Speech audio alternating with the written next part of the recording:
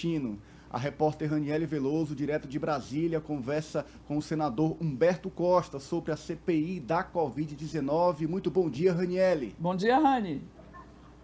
Bom dia, Ananias, Eli, a todos que nos acompanham ao vivo, direto de Brasília. Bom, é isso. Aqui ao meu lado, um dos titulares da Comissão Parlamentar de Inquérito da Pandemia, que está prestes a começar em mais uma semana intensa de depoimentos, porque há muita expectativa sobre essa semana. Bom dia, senador. Muito obrigada por estar aqui conosco.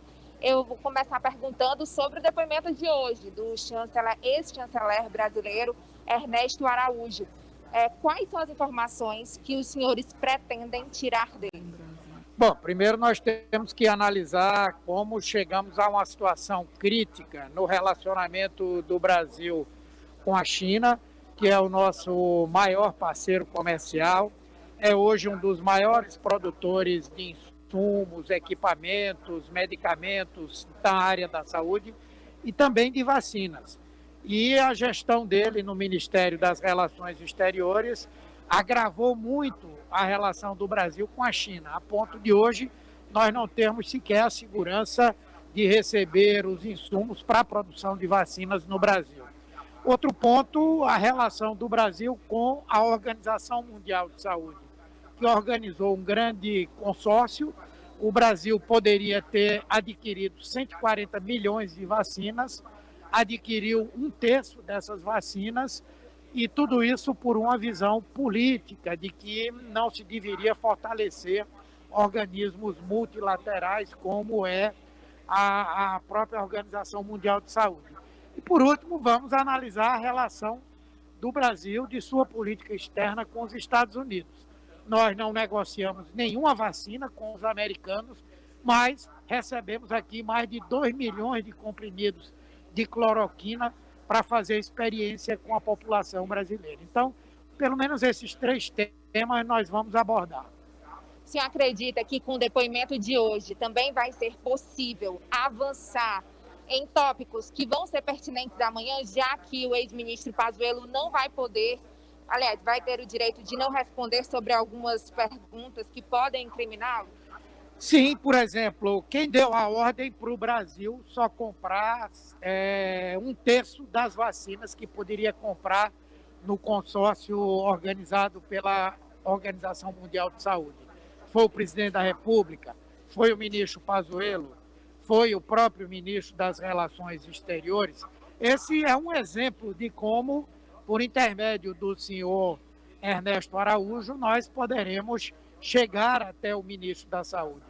Como também poderemos chegar até o presidente da República. Por exemplo, eu quero saber se aquilo que o presidente Bolsonaro falou a semana passada, que a China criou o vírus num laboratório, disseminou para o mundo para poder dominar a economia mundial, se isso era uma política, era uma visão política do Brasil no Ministério das Relações Exteriores.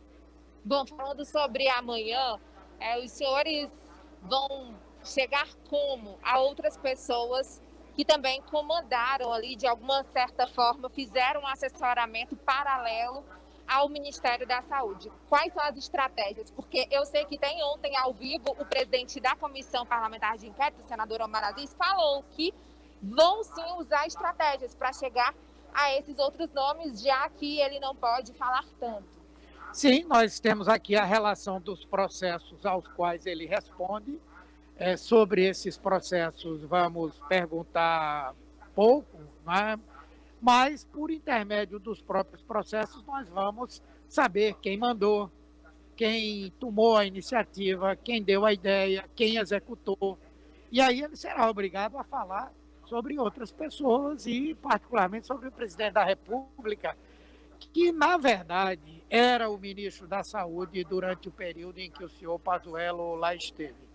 Inclusive, informações de bastidores dão conta de que Pazuello foi orientado a responder todos os questionamentos de uma forma bem direta, objetiva, e inclusive mudar um pouco o tom, ao invés de ríspido, ser mais afável. Bom, Eli e Ananias, vocês têm algum questionamento do estúdio? Bom dia, Rani. Você nos ouve hoje direitinho? Eu estou ouvindo, só não o senador, infelizmente. Eu Mas ele é gostaria fácil. eu gostaria que você desse bom dia para ele, agradecesse pela gentileza de atender nosso convite.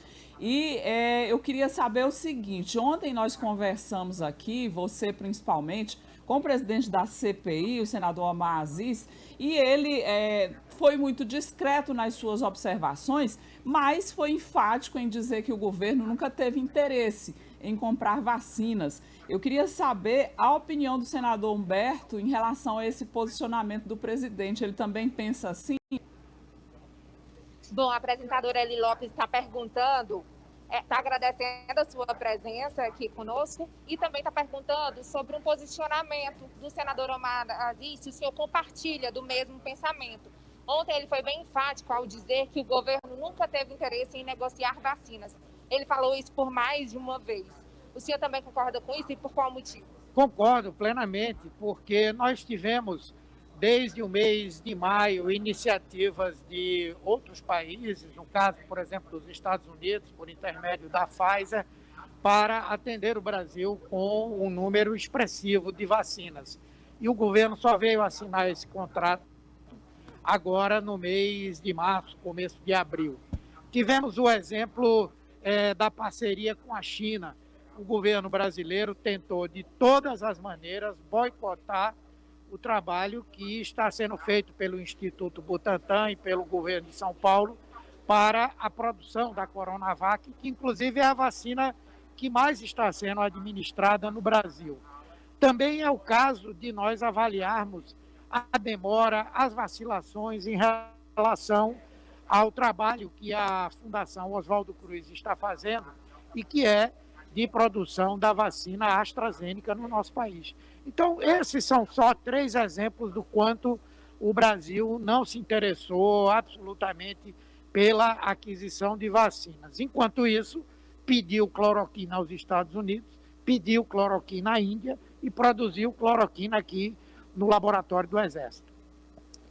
Ananias, tem alguma pergunta? Sim, Rani. Um recente parecer do Ministério da Saúde passou a contraindicar o uso da cloroquina contra a Covid-19.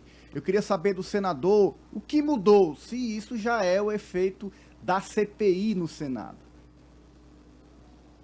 Bom, o Ananias Ribeiro, outro apresentador, está perguntando para o senhor sobre a mudança de posicionamento do Ministério da Saúde em relação à cloroquina. Tinha um protocolo que foi elaborado no ano passado, orientando o uso do medicamento a pacientes com Covid, e agora esse parecer mudou. O senhor acha que isso já é efeito da CPI? Sim, sim, e muita coisa ainda vai ter que mudar. Nós vamos ter que garantir, pela nossa pressão, que o governo garanta o atendimento aos pacientes que vão continuar precisando, por exemplo, do chamado kit para intubação. Nós vamos pressionar o governo para que ele viabilize o mais rapidamente possível a aquisição de novas vacinas, para que pelo menos até o final do ano nós possamos vacinar a população mais vulnerável que nós temos no Brasil. Nós vamos continuar pressionando para que o governo não se oponha, não boicote, não sabote as medidas de isolamento social que o Brasil, infelizmente, ainda vai ter que tomar. Então, eu creio que a CPI pode, sim, exercer um papel ativo, no sentido de fazer com que esse governo incompetente atue, porque ele só atua sob a pressão da sociedade. Senador, eu sempre pergunto, até para esclarecer, para as pessoas entenderem que a CPI tem uma consequência. Quais os crimes? Claro que a gente ainda está nem na metade dos trabalhos da comissão, mas quais os crimes que podem ser ali acarretados, por exemplo, ao governo? Olha, o presidente da República com certeza deverá ser indiciado por crime de responsabilidade. Não preservar a saúde da população, prejudicar a saúde da população é um crime de responsabilidade, o não cumprimento daquilo que é a atribuição dele. Crimes comuns são vários, né? O desrespeito à legislação sanitária, a realização de aglomerações, não é?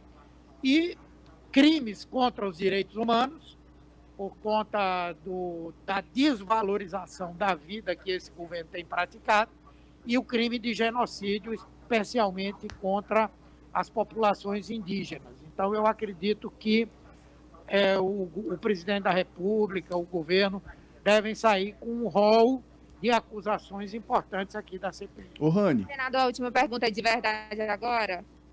Sim, Ananias, pode falar. Só para emendar nessa pergunta, porque o senador falou Sim. em crime de responsabilidade contra o presidente Bolsonaro. E aí a gente já lembra logo do episódio do impeachment da ex-presidente Dilma. Mas hoje ainda não há um clima político para esse processo de impeachment. Eu queria saber dele se esse impeachment pode prosperar, mesmo sem essas condições que o presidente mantém. Base na Câmara dos Deputados e base também popular, com os 30% que seguem no seu apoio. Bom, senador, o Ananias está perguntando o seguinte: o senhor falou em crime de responsabilidade, né? Um dos possíveis crimes que a gente só vai saber no final dos trabalhos da comissão, que pode acarretar em um impeachment. Mas há clima para isso, já que o presidente tem uma base forte no Congresso Nacional, porque na época da presidenta Dilma, né, havia todo um processo, né, de união de parlamentares, sobretudo do Centrão, contra a presidenta. E agora o Centrão é aliado do presidente. Não, eu acho que o que define o impeachment não é a quantidade de crimes de responsabilidade que o presidente cometeu.